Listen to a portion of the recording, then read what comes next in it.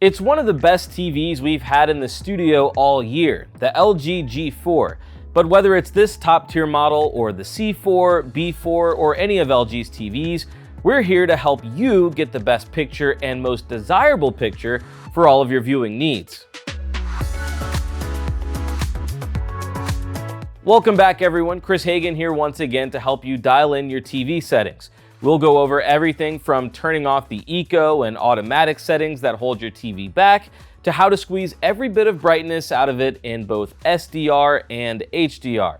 In fact, it's something we've done for not just LG TVs, but many of the other big brands as well. So if you're looking for Samsung, Sony, Hisense, TCL, or Panasonic, be sure to visit the channel, check out those videos, like, and most important, subscribe so you don't miss any of the other TV tips and reviews we've got to offer. The first thing to address is the TV's energy saving feature. Not because we don't care about the Earth, in fact we very much do, but we also care about your viewing experience. And if you don't want the TV limiting how bright it gets, you'll want to turn this off. To do so, press the settings button on your remote, then the settings cogwheel in the top corner of the screen. Then navigate down to General and down to Energy Saving and then Energy Saving Step. We recommend having this turned off entirely. Next, we'll jump into picture settings. But before we get to picture mode and brightness, we want to make sure a few more things are turned off. The first is Eye Care mode. Press the settings button on your remote and within that quick menu, head down to Eye Care mode and make sure it's off. It's also known as Reduce Blue Light, which can be found by pressing the settings cogwheel in the top corner, going to Picture, down to Advanced Settings, and then down to Reduce Blue Light. Again, make sure this is turned off, otherwise the TV will shift a bit too warm. Now we'll select a picture mode. The easiest way is to press the settings button on your remote and head down to picture mode, and here you can cycle through all of them. But for the purposes of this video, we're going to go into the deeper settings menu we were just in, select picture, and then select mode so we can see all of them a little bit easier. Filmmaker mode and cinema are great choices. If you're an expert and really know what you're doing in terms of color settings, there are 2 expert modes available. Otherwise, for everyday viewing of shows and movies, we recommend staying away from vivid, standard, and sports. All 3 of these tend to juice up the color a bit too much, and the picture could start to look a bit unnatural. Next, we'll adjust TV brightness. What you need to remember is that you're going to set brightness for both SDR, standard dynamic range, and HDR, high dynamic range.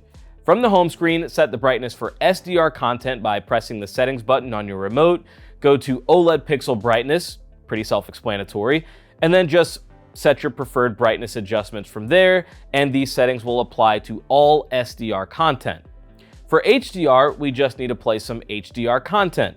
This could be a show on a streaming service that has HDR enabled, but if you're unsure, the easiest HDR source to find is always YouTube. We're big fans of Eugene Belsky's content, and you'll notice when we start playing the video, in the top right corner, the TV lets us know that we're viewing in HDR. When we go to adjust our brightness, we can confirm it there as well when we look at picture mode, which is now labeled HDR picture mode. To adjust brightness, we do the same thing we did for SDR, go to OLED pixel brightness and pick your brightness level. But we're not done with brightness quite yet. To really get the most out of this TV, we're going to go back to the full settings menu, select picture, then advanced settings, then brightness. Navigate down to peak brightness, which we recommend setting to high. This setting adjusts the maximum brightness to effectively show the brightest light on the screen. But as you can see as we cycle through the different levels, overall, it has an effect on the entire image. So if you want the absolute most out of the TV's HDR performance, set the peak brightness to high and turn your brightness up to 100, as long as that's not too much for your eyes to handle. Now let's talk about motion smoothing. And this really comes down to personal preference. You may notice it, you may not. To get there, we'll go back to the advanced settings menu, then down to clarity, then head to true motion. This feature is designed to optimize clarity for fast-moving scenes, but we do recommend you turn it off. Instead, especially for movies and shows, try turning on the Real Cinema setting, which adjusts the frame ratio according to the content. Again, motion clarity is something that's pretty subjective, so definitely toy around a bit to see what you like most. So now that we've got your TV's picture dialed in, let's talk about a couple of settings that can make using your TV and any external devices easier.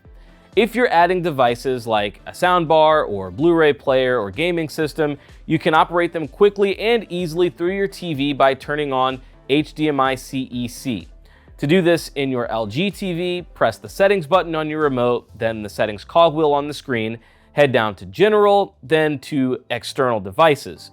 Go to HDMI settings and down to SimpLink HDMI-CEC and make sure this is turned on.